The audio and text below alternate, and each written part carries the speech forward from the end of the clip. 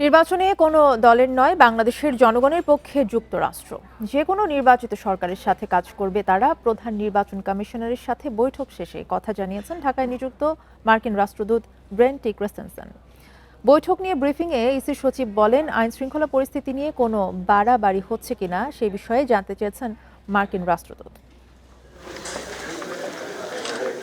ঢাকায় নিযুক্তের পর প্রথমবার নির্বাচন কমিশনে এলেন মার্কিন রাষ্ট্রদূত ব্রেন্ট টি।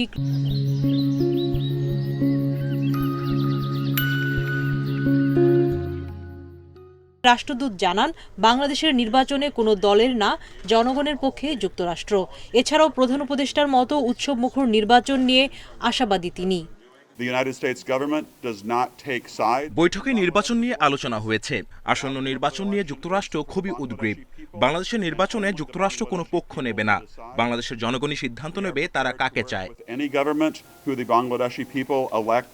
বৈঠক শেষে কমিশনের পক্ষে ব্রিফ করেন সচিব আক্তার আহমেদ। তিনি জানান, জাতীয় নির্বাচনে যুক্তরাষ্ট্র আনুষ্ঠানিকভাবে কোনো পর্যবেক্ষক পাঠাবে না, তবে ঢাকা, চট্টগ্রাম, সিলেট ও খুলনায় নির্বাচন দেখতে প্রতিনিধি পাঠাবে যুক্তরাষ্ট্র দূতাবাস।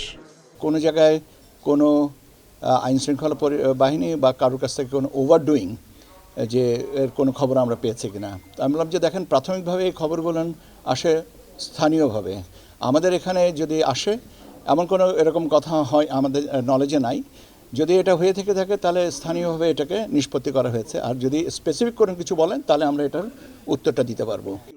ইসি সচিব জানান, পোস্টাল ব্যালট ও জাতীয় নির্বাচনের ব্যালটের আকার আকৃতির নমুনা দেখেছেন তারা। গণভোট গণনার সময়সীমার বিষয়েও মার্কিন রাষ্ট্রদূত জানতে চেয়েছেন বলে জানান ইসি সচিব। আমার মনে করে কোনো সরকারি চাকরিজীবীরই নেই। সুলতানা জাহান মিতু, ইন্ডিপেন্ডেন্ট নিউজ, ঢাকা।